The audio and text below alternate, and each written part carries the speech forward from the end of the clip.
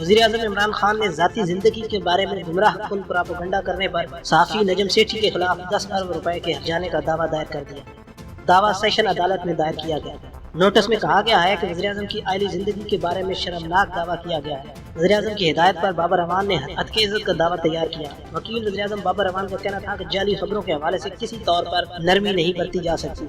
T V پر قانون و اخلاق کی دھجیاں بکھیرنے کی کوششوں کا راستہ روکنا ہوگا۔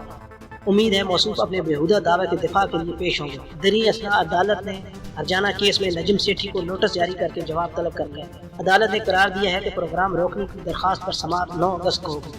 آئندہ سماعت جج محمد علی نڑائج کریں گے۔ وزیراعظم عمران خان کی جانب سے وکیل ڈاکٹر بابر اعوان پیش ہوئی، جنہوں نے عدالت کے سامنے موقف بتایا کہ نجم سیٹھی نے اپنے پروگرام میں میرے متعلق غلط اور ارتقامیہ گفتگو کی۔ نجم سیٹھی کی گفتگو نجی چینل پر بھی آن ایئر ہوئی، سوشل میڈیا پر بھی ڈالی گئی۔ عدالت نے کیس کی مزید سماعت 9 اگست تک ملتوی کر دی۔